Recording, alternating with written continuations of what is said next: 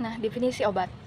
Sildenafil merupakan bahan aktif atau golongan obat kimia yang diketahui bermanfaat sebagai terapi gangguan ereksi dan impotensi yang bekerja dengan meningkatkan kadar silik guanosin monoposet.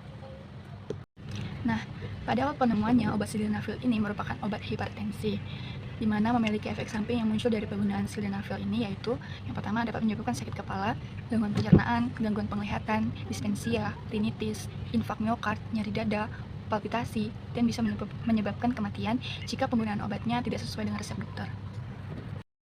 Baik, di sini saya akan menjelaskan mengenai nama generik dan nama paten dari obat sildenafil. Pertama-tama saya akan menjelaskan pengertian dari nama generik dan nama paten. Nama generik adalah nama asli si zat aktif, atau nama generik ini yang merupakan nama resmi dari zat aktif atau bahan kimia yang terkandung dalam sebuah obat. Nama ini bersifat universal dan tidak terkait dengan perusahaan farmasi manapun. Kemudian ada nama paten. Nama paten ini yaitu nama merek dagang dari penemu obat. Nama paten seringkali disebut dengan nama dagang atau nama merek. Mereka adalah nama komersial yang diberikan oleh perusahaan farmasi yang pertama kali menemukan dan mengembangkan obat tersebut. Nama ini adalah merek dagang yang dilindungi oleh hak paten selama periode waktu tertentu, biasanya sekitar 20 tahun. Nama generik dari obat sildenafil yaitu sildenafil. Sildenafil adalah nama resmi dari zat aktif atau bahan kimia utama yang terkandung dalam obat tersebut. Ini adalah nama yang diakui secara internasional dan tidak terikat pada merek dagang atau perusahaan farmasi manapun. Merek dagang dari obat sildenafil yang pertama adalah Ericfil 50 mg ODV, yaitu berbentuk oral dissolving film yang bermanfaat untuk terapi disfungsi ereksi pada pria dewasa.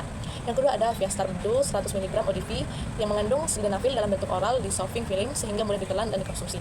Yang ketiga ada sildenafil titrate 50 mg 4 tablet, berbentuk obat tablet yang dapat membantu mengatasi gangguan seksual pada pria.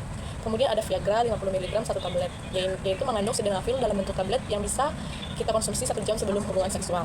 Kemudian ada sildenafil titrate 100 mg 4 tablet, yaitu dapat mempertahankan ereksi saat hubungan seksual bagi pengidap disfungsi ereksi. Kemudian ada Topgra 100 mg 1 tablet. Obat ini dapat meningkatkan aliran darah ke penis sehingga dapat mempertahankan ereksi. Kemudian ada Ericfil tablet 100 mg, yang dimana obat ini dapat membantu mengatasi masalah disfungsi ereksi pada pria. Kemudian ada Rosgra 50 mg tablet, bermanfaat untuk pengidap disfungsi ereksi agar dapat mempertahankan ereksi saat berhubungan seksual. Nah, jadi apa saja bentuk sediaan obat sildenafil? Yang pertama ada tablet oral untuk disfungsi ereksi, yang kedua ada tablet atau tablet salut selaput untuk hipertensi pulmonal, yang ketiga suspensi oral atau sirup biasanya untuk pasien-pasien anak atau pasien yang tidak dapat menelan obat tablet. Yang keempat, injeksi atau infus intravena umumnya digunakan di rumah sakit untuk kasus hipertensi pulmonal berat, digunakan bila pasien tidak dapat menerima obat oral. Baik, di sini saya akan menjelaskan tentang golongan dan klasifikasi obat. Golongan obat sildenafil ini terbagi atas dua. Pertama, obat yang mengatasi masalah disfungsi ereksi, dan kedua, obat kardiovaskular. Sildenafil ini termasuk dalam kelompok obat yang mampu mengatasi disfungsi ereksi, yaitu ketidakmampuan seorang pria untuk mendapatkan ataupun mempertahankan ereksi yang cukup untuk melakukan hubungan seksual, serta mampu memperbaiki masalah ejakulasi. Selain digunakan untuk fungsi seksual, sildenafil ini juga mampu digunakan dalam dosis yang berbeda untuk mengobati hipertensi arteri pulmonal, yaitu kondisi di mana peningkatan tekanan darah pada arteri paru-paru, sehingga obat tersebut mampu melebarkan pembuluh darah paru, menurunkan tekanan, dan juga mengurangi beban kerja jantung kanan.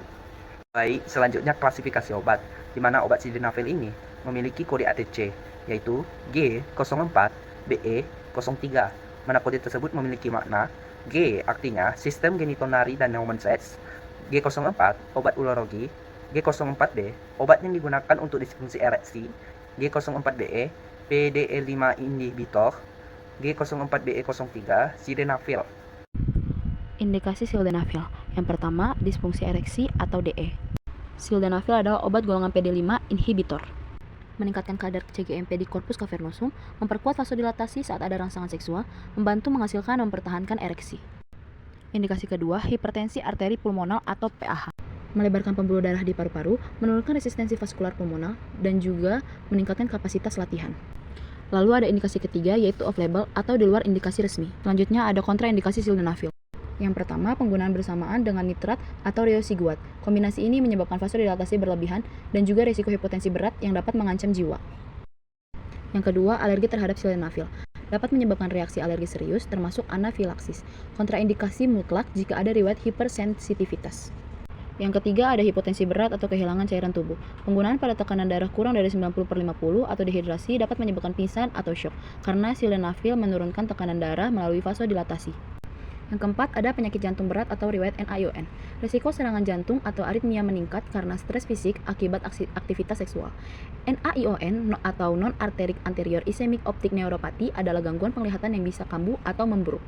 Selanjutnya kita akan membahas tentang efek samping obat yang mungkin akan dialami oleh pasien yang mengkonsumsi obat golongan sildenafil. Ya, di sini kami sudah mengelompokkan ada 3 kualifikasi. Yang pertama sakit kepala, wajah memerah, gangguan pencernaan, hidung tersumbat, dan gangguan penglihatan. Yang kedua ada gangguan visual, penglihatan kebiruan atau hijau, silau, dan penglihatan kabur. Yang ketiga, efek lainnya nyeri otot, mual, priapismus atau ereksi lama, palpitasi, aritmia, dan juga kehilangan pendengaran mendadak. Saya akan menjelaskan mengapa terjadi efek samping yang tidak diinginkan seperti yang saya sudah sebutkan tadi. Jadi sildenafil adalah obat yang bekerja dengan cara melebarkan pembuluh darah. Jadi sildenafil itu nggak hanya bekerja di dalam satu sistem tubuh aja, melainkan di beberapa bagian sistem tubuh yang mungkin nggak diinginkan. Nah, mekanisme utama sildenafil adalah menghambat enzim fosfodiesterase 5 yang bertanggung jawab untuk memecah CGMP. Untuk peningkatan kadar CGMP menyebabkan relaksasi otot polos dan pelebaran pembuluh darah. Nah, pelebaran pembuluh darah ini sangat membantu dalam mengatasi disfungsi ereksi dengan meningkatkan aliran darah ke penis dan hipertensi arteri paru dengan menurunkan tekanan darah di paru-paru. Efek ini tidak hanya terjadi di area target, tapi juga pembuluh darah di seluruh tubuh, termasuk di kepala, di punggung yang menyebabkan nyeri otot, terus di muka, di leher, di wajah, sehingga menyebabkan kemerahan karena adanya vasodilatasi, kemudian juga di kepala karena mengalami vasodilatasi juga, yang karena adanya pembuluh darah yang melebar. Sildenafil. Yang pertama itu farmakodinamik. Farmakodinamik menjelaskan bagaimana obat berinteraksi dalam tubuh. Mekanisme kerja sildenafil bekerja dengan menghambat enzim fosfodiesterase tipe 5 atau PDE5 yang berperan dalam penguraian CGMP atau silik guanosin monophosphate. Saat ada rangsangan seksual, tubuh menghasilkan nitric oxide atau NO. NO ini merangsang enzim gonadotrophlase untuk memproduksi lebih banyak CGMP. Peningkatan CGMP memicu pelebaran pembuluh darah di area genital, meningkatkan aliran darah, dan terjadilah ereksi. PDE5 bertugas menghancurkan CGMP dengan menghambat PDE5. Sildenafil memperpanjang durasi CGMP sehingga ereksi bisa bertahan lebih lama dan lebih kuat. Dampak farmakodinamik waktu mulai kerja antara 30-60 menit. Lama efek kira-kira 4-6 jam. Efek sistemik berpotensi menyebabkan pelebaran pembuluh darah secara menyeluruh yang menimbulkan efek samping seperti sakit kepala, wajah memerah, dan penurunan tekanan darah. Dan yang kedua itu ada farmakogenetik sildenafil. Farmakogenetik meneliti bagaimana perbedaan genetik antar individu mempengaruhi respon terhadap obat. Gen yang mempengaruhi sildenafil. Beberapa gen terkait respon terhadap sildenafil antara lain gen PDE5A memiliki peran penting dalam menyandi enzim PDE5. Variasi pada generasi ini dapat mempengaruhi tingkat respon seseorang terhadap sildenafil, baik menjadi lebih sensitif atau kurang. Gen NOS3 atau nitrat oksida sintase 3 berperan penting dalam pembentukan nitric oxide atau variasi seperti G894T bisa berdampak pada produksi NO, sehingga pasien mungkin tidak merespon dengan baik terhadap sildenafil. Gen CYP3A4 dan CYP2C9 menyandi enzim di hati yang terlibat dalam metabolisme sildenafil. Perbedaan genetik dapat mempengaruhi kecepatan pemecahan sildenafil yang berakibat pada obat dikeluarkan terlalu cepat dari tubuh atau respon kurang mampu, kemudian obat bertahan terlalu lama atau meningkatkan risiko efek samping. Implikasi klinis farmakogenetik. Pasien dengan metabolisme lambat berpotensi mengalami peningkatan efek samping seperti sakit kepala, pusing, gangguan penglihatan individu dengan mutasi tertentu pada gen NOS3 atau PDE5A. Mungkin tidak merespon sildenafil meskipun dosisnya sudah mencukupi. Dosis sildenafil untuk pengobatan disfungsi ereksi. Yang pertama, dewasa hingga usia 65 tahun diberikan 50 mg sekali sehari. Yang kedua, dewasa 65 tahun ke atas diberikan 25 mg sekali sehari. Untuk pengobatan hipertensi arteri pulmonar. Yang pertama, dewasa diberikan 20 mg 3 kali sehari. Dosis biasanya tidak lebih dari 80 mg 3 kali sehari. Yang kedua, anak usia 1 tahun ke atas dengan berat badan 45 kg atau lebih diberikan 20 mg 3 kali sehari. Dosis biasanya tidak lebih dari 40 mg 3 kali sehari. Yang ketiga, anak usia 1 tahun ke atas dengan berat badan 20 hingga 45 kg diberikan 20 mg 3 kali sehari. Yang keempat, anak usia 1 tahun ke atas dengan berat badan kurang dari 20 kg diberikan 10 mg 3 kali sehari. Yang kelima, anak di bawah usia 1 tahun, penggunaan dan dosis harus ditentukan oleh dokter. Perlu diingat, dosis di atas tidaklah bersifat tetap. Penggunaan obat sildenafil tentunya tetap harus menyesuaikan dengan kondisi kesehatan. Selanjutnya, cara penggunaan sildenafil. Sildenafil dapat digunakan tanpa resep dokter. Obat ini dapat dikonsumsi tanpa atau bersama makanan. Akan tetapi, perhatikan makanan berlemak tinggi, karena dapat menyebabkan sildenafil akan membutuhkan waktu yang lebih lama untuk mulai bekerja. Untuk penggunaan obat berbentuk cairan, perlu untuk mengocoknya dengan baik selama 10 detik sebelum penggunaan, guna memastikan campuran obat yang merata. Selain itu, sebaiknya tidak mencampur cairan sildenafil dengan obat-obatan lain. Penting untuk selalu mengikuti petunjuk dokter atau apoteker, serta membaca informasi yang terdapat pada kemasan obat sebelum menggunakan sildenafil. Selanjutnya kita akan masuk dalam nursing consideration. Nah, nursing consideration adalah pertimbangan atau perhatian yang harus dilakukan oleh perawat dalam memberikan asuhan keperawatan kepada pasien. Nursing consideration dari obat sildenafil. Nah, obat sildenafil ini dikenal luas sebagai obat untuk mengatasi disfungsi ereksi. Awalnya, obat ini dikembangkan untuk pengobatan hipertensi paru. Kemudian ditemukan bermanfaat untuk indikasi tambahan. Namun, pasien yang mengonsumsi obat ini tidak boleh menggunakan nitrogliserin karena dapat menyebabkan hipotensi berat. Selanjutnya, hal yang harus dipertimbangkan atau diperhatikan oleh perawat yaitu efek samping atau reaksi merugikan. Pasien yang mengonsumsi sildenafil mungkin akan mengalami hipotensi, gangguan penglihatan atau pendengaran, priapisme, atau ereksi yang berkepanjangan pada pria, serta sakit kepala, krisis vasooklusif. Ini terkait pada anemia sel sabi. Jika pasien mengalami priapisme lebih dari 4 jam, segera mencari pertolongan medis. Nah, selanjutnya edukasi dan pengajaran kepada pasien. Pasien harus diberitahu untuk mengonsumsi obat sesuai petunjuk dan segera mencari bantuan medis jika mengalami nyeri dada. Pasien juga perlu diedukasi tentang pentingnya melaporkan priapisme lebih dari 4 jam atau mengalami pusing serta penurunan pendengaran. Selanjutnya, saya akan menjelaskan tentang special precaution. Yang pertama, penyakit jantung.